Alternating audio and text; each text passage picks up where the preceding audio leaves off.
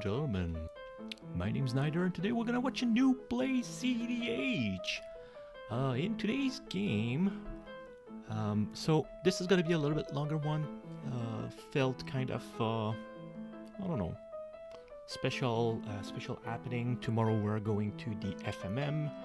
So yes, I'm recording this on Saturday the 12th. So Sunday, 13th of April is going to be the Festival Magic Montréal at the Hotel Sandman. Kind of late for you to get that ad, because sincerely, if you look at that, if you watch this video on Sunday, you're already too late to get to the event. So yeah, it was too quick one. Especially the first one that the Lumra player absolutely asked me to not publish it. So of course, I will.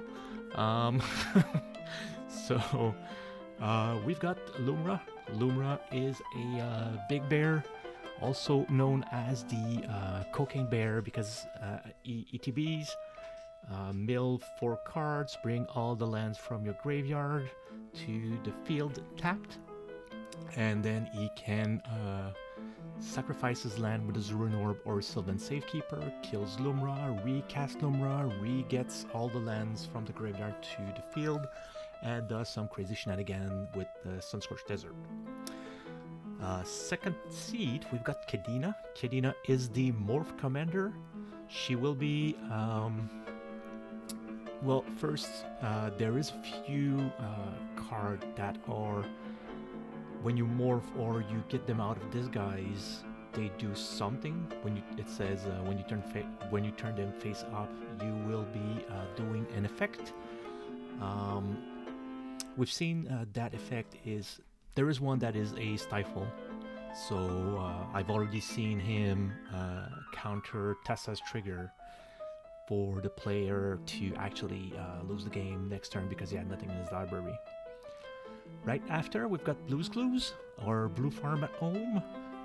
I'm presuming it is pretty much all the same card, except that you make clues with your commander so you can draw more cards, which allows you to get some advantage. And of course, we've got Rocco, which is a pod commander, Vivian of the Arkbow, or any pod combo, which is Jolly Balloon Man or Kiki Jiki and Village Bell Ringer, and a bunch of other combos like that. So Lumra started. Pre-games are called, Mulligan are done. Good luck, have fun everyone. Lumra drops a Field of the Dead and passes. So Field of the Dead is going to be one of these main combo. Well, not necessarily a combo, but if you play with 50 lands in your deck, you are bound to make a ton of zombies. Kadena drops a Bayou, Mox Diamond, and cast an Arcane Signet. Surveil Land? Knapsack. No, it's a Vanishing Knack being dropped in with the Surveil Land. Modern Elves. Taylor Engine, so this is the way to get his land untapped. No green, but he's able to bring back his land. Time Twister. Of course, one of the people that is down is the is Lumra. Force of Negation being dropped, dropping his Swan Song. Absolutely. So the thing that he used, he was saying that since I used the Surveil Land, I wasn't able to drop my Soul Ring. Now dropping the Soul Ring, and it would have been okay if it was fine with the Soul Ring if he could have dropped a dropping a Bloodstained Mire. Can you do something with 3 mana? I bet yes. Fetch into UC and pass. Oh great, shaking the camera. Just to let you know, it's gonna come back at about 12 minutes. Playing for Rocco. Cavern of Souls calling out elves because they needed color for Findorn elves. Now I'm complaining about 2 green because I believe I've got Enduring Vitality in end. Voice of Victory. Ooh, Cradle. Cradle with 1 creature. Dropping a Summoner's Pact. Exiling Elvish Spirit Guide. Casting Blossoming Tortoise. Tortoise in a plan. Got a Forest on the mill. Talion. Talion calling 2. So, quick fact about Talion. 2 is often the best number to put it on, unless you've got a Raoul or a Kurogashima. Then if you got any of these, calling 1 is the better bet. Right now, Rocco, BluesClues, not a lot of 1 CMC. BluesClues dropping an Entomb. Oh, dropping LED to the graveyard. So he's taking too much time calculating. I think it's a Glimmer Soul something. So as long as he has an artifact, that land can make any color. Casting blue. Cracks a clue. So like you're seeing, the name of the game is to just get clues and try to draw cards, get your end spawns, the same way that Timna would be drawing you cards. Just as whenever blue is entering or leaving, I'm pretty sure that's not the name of the card. I'll have to get the put up the exact name. So in the end, I'm thinking hard because I've got a Boseiju. So I'm thinking about killing the Soul Ring of BluesClues, killing the Cradle from Lumra, so that he doesn't have his 2 green for Summoner's Pack, or at least less mana to cast to pay for Summoner's Pack. So the good thing with Voice of Victory is that it is a 1/3, so you can swing pretty much everywhere. So deciding that a green is better than to just try to kill someone or slow someone's game. Green and white for a survival of the fittest. Taking 2 from Talion. Kadena draws a card. Activate survival, pitching Grand Abolisher, because I already have Voice of Victory, why get Grand Abo? At this point, I'm kind of stuck, and I'm thinking I'll go get an elf, mana dork, try to get myself out. Delighted Elfling would be good. The problem is Delighted Elfling is an Elfling, not an elf. Getting and playing Llanowar Elf. Pass the turn. Taps Cradle, Field of the Dead, and Crystal Vein to pay for the Summoner's Pact. Swings the turtle to blue. Wow, 1, 2, 3. Mount of Ronan. Is it Lazotep Quarry? Yes, it is. So he doesn't have a snow land, so he cannot use Mount of Ronan. Ooh, drops a Talgate. Kobe. Passes the turn. Now, Talion at 2 is a nice draw outlet. Question is, does he have enough stuff to keep moving ahead? Delighted Elfling passes. 1, 2, 3, 4. Recast Will. Everybody takes 1. So he is giving cards to Talion. Calling out end of turn. Bullmaster from the Kadena. Picking out the Llanowar Elf. Well, he's telling me I'm picking one of your elves, or yourself, and I just say, yeah, sure. Wild Growth on the Cavern of Souls. 1, 2, 3, 4 for Nature's Rhythm for 2. For 2, I was looking at Bloom Tender, but then Bloom Tender is a 1/1, which dies to Orcish. Dropping a Collector Hoof. It was between Granite and Collector Oof, and I was like, which one should I go? This stops the Kadena player because he only has one land, and Delighted Elfling kind of stops a bit BluesClues. But at the same time, I should just have went for Granite. Attacking with the turtle, dropping a Mycosynth Garden. Mycosynth Garden good to copy a LED. So I'm telling him that he needs to count the number of land he has because he's miscounting. He's forgetting about the Field of the Dead trigger. 4, 5, 6, 7. Right now he has 7 land. This is 8. Actually should have made 3 zombie because when you drop Mycosynth Garden, it would have made 1, and then when he drops, oh no, it's just 2. I thought it was +1. Never mind. So getting 5 mana straight from the Chaos Cradle. Eldritch Evolution sacking a zombie. We'll go get a 2 CMC or less. So 1 CMC or less is one of his sack outlet. Yep, Sylvan Safekeeper. So we'll be so with Tiller Engine, what he'll be able to do is cast Lumra on the Lumra trigger of mill and bring back all your lands from graveyard. He will sack all of his lands because he is well, he is going to be doing activating Sylvan Safekeeper on other creatures, but he doesn't have to. But he will. You could just Sylvan Safekeeper and then do it infinitely on Lumra, stacking it holding priority. So puts 3 in his pool.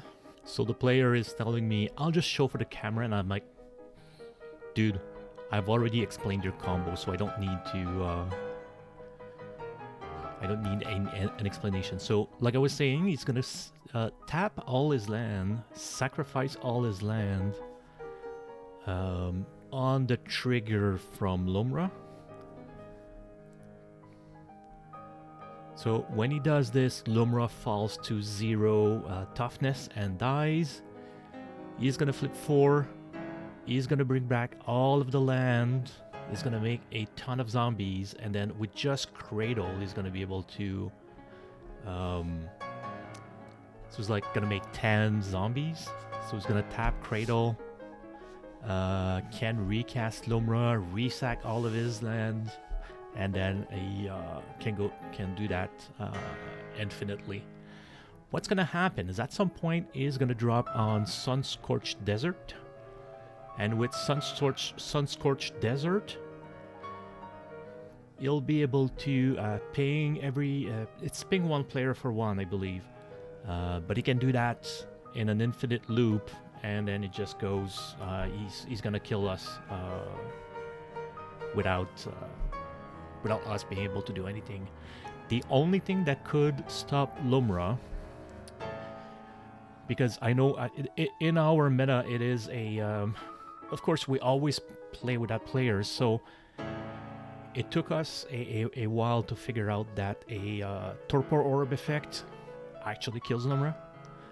He doesn't do anything when ETB, so that's one of the things that is good. The other thing is Soulless Jailer, because you cannot bring anything out of the graveyard. And if you can't bring anything out of your graveyard, the lands don't come back. So we will... fast forward to the second game. We see BluesClues switching up to Glarb, and we'll go for another quick one today. So we see Glarb is Moistness on the board. Once again, Lumra is starting. Fetch for a basic, drops a Sakura Tribe Scout, and drops an LED. So technically this is a turn 2 commander. 3, 4, 5, 6. Yep, technically it could be a turn 2 commander. Urza Saga. So yes, even though Lumra was complaining that it was a bad game and I should not edit it, I did it, and he's still saying I've had some bad play pattern. Sure, it happens. Shenanigans, City of Brass into a crop rotation. Crop rotation will go get a Savannah if I remember correctly. And with that Savannah, I believe I'm gonna cast Utopia Sprawl to target the Savannah, choosing red. So this is a weird play pattern, but I had Utopia Sprawl and I needed a forest. Sure, City of Brass could have been cool, but I was not. I was just not ramping. Tap Sakura's Tribe Scout to drop a Talgate. Drops a 6. City of Brass for Kadena. Ooh, Sylvan Library. Tropical Island for a Fellwar Stone for his moistness. 1 and 1. Green and 1. Tree Visit. So this version of Rocco is actually a version that has no artifact. I'm not running Stony Silence, but I'm running Oof, Collector Oof, as you've seen, and Nullrod. So I'm doing this because a lot of people are using artifact. I'm running Enchantment and I'm running Ram Spell, Tree Visit and Nature's Lore 2, and 2 instead of going and get let's say playing a Fellwar Stone or a Narcan Signet, I'm gonna pay 2 and grab a Forest, which is mostly gonna be the Savannah. I could go get a Taiga, I could go get Temple Garden. So I'm hunting down Temple Garden. Lumra going to combat, swinging 6 to tree, mill tree, bring a land back to hand. I think it's bring a land from the milled card. 1 and dropping a Mana Vault.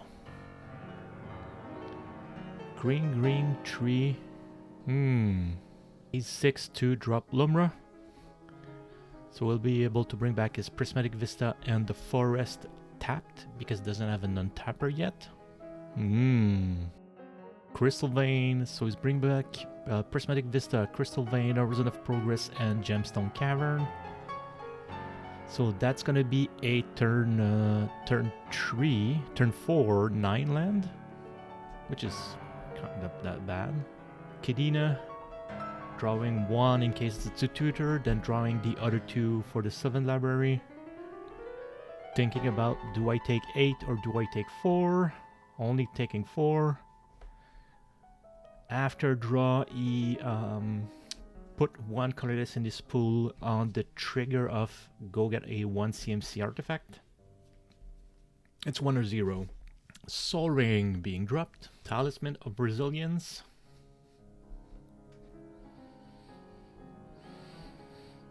Drop a Mox Opal. Drops a Lotus Petal. 1, 2, 3, 4. Kadena. Glarb allows you to look at the top card. End of turn, then Light and Tutor. Exactly why I wanted to have an extra white. Now I'm thinking about my possibilities, what I can do.